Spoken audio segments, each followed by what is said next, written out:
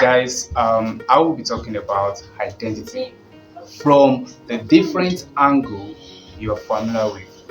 When we talk about identity, identity is the combination of traits, characteristics, abilities, and capabilities that distinguish an individual from others. What makes an individual to be unique? What makes you to be unique? Be it your strength, what you can do, or your weakness, what you seems not to have the ability to do. This, the combination of all this is what makes your identity.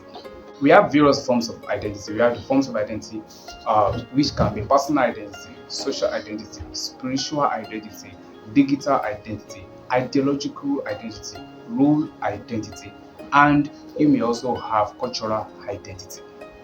Alright, when we now talk about, we also have another thing that you should be familiar with, which is paradigms of identity. When I talk about paradigms of identity, I'm talking about the perspective or the lens via which anyone can describe what an identity is. There are three paradigms I want to mention. The first paradigm is who you are.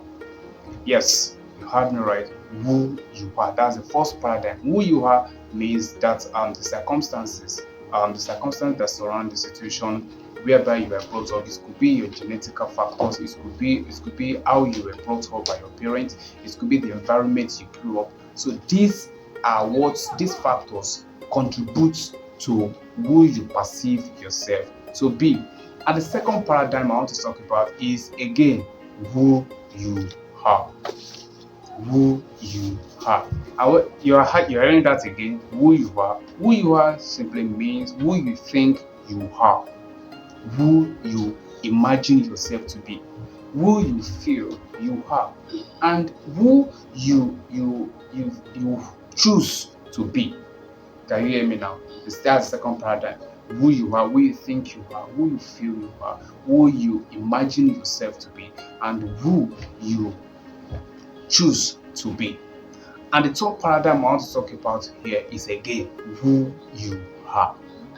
Who you are here means that who God thinks you are, who God says you are, who God sees you to be. Remember, in the Bible says that when God was talking to Jeremiah, he said, "For I know the thoughts I have for you, is thought of peace." And now said that before you were formed in the womb, I knew thee. I knew you. Before you were formed in the womb. So God knew you with respect to who you were before you were formed in the womb. So, and remember, the Bible says that my thoughts are not your thoughts. There's possibility for you to think yourself to be who God is not thinking you to be. So you can have your identity either by consequence or experience or by providence.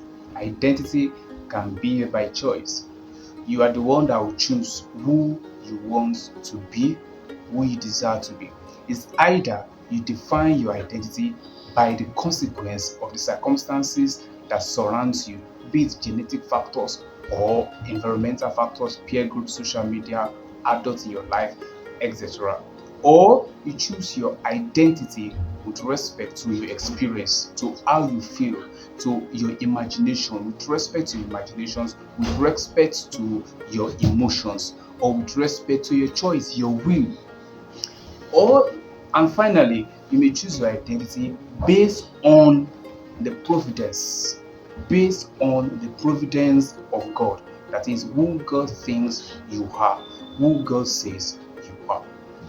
Identity actualization is the process whereby an individual, let me say a teenager, come into the fullness, awareness, and consciousness of who God thinks such a teenager is, which is void of any alterations from genetic factor, environmental factor, parental factor, etc., or peer groups, rather.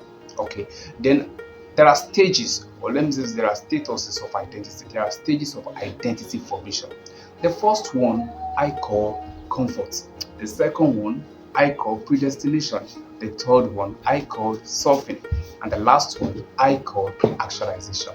So, and when we talk about these stages, you are going to judge yourself. Which stage are you? You are going to judge yourself which status of identity are you currently at?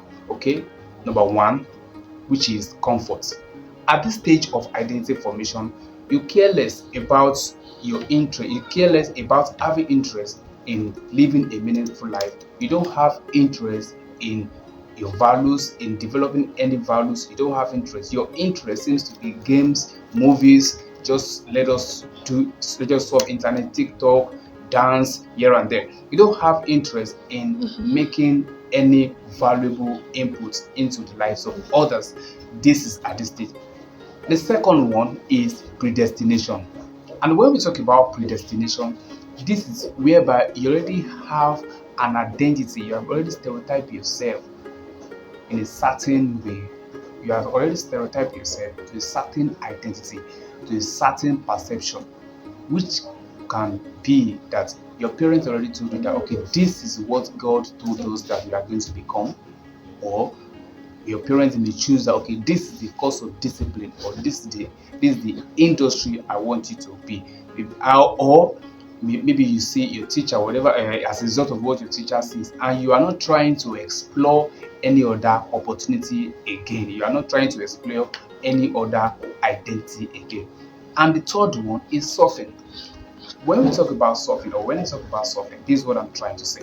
Surfing here means that you are trying to check out every possibility of any identity you might have imagined yourself. You are trying to check, okay, when my dad or my mom says that this is what God says I should be, can I really be this? Or when your dad or your mom says that I want to be a doctor, and in your own mind you are thinking that I don't want to be a doctor, I want to be a lawyer, or I want to be an artist, or I want to be a music artist. So at this stage, you are trying to explore every opportunity with respect to your wants, to your choice, to your feelings, to your strengths, and your weakness. And the last one is what I call the actualization. Actualization here means that you have come into the consciousness. Actualization here, I means that you have come into the consciousness. You have chosen an identity that you want to be known with.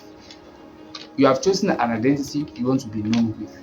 And let me say this. Remember, I said that you have three choices. It's either you choose to define yourself based on the consequence of circumstances that surrounds your life, or you make a choice to define yourself based on your experiences, or you make a choice to define yourself based on the providence of God. But when we now talk about this last stage of identity formation, which is actualization, this is when you have come into the fullness and you are now channeling all your strengths, all your abilities, all your potentials, all your interests. You are channeling it towards living the identity you have defined for yourself.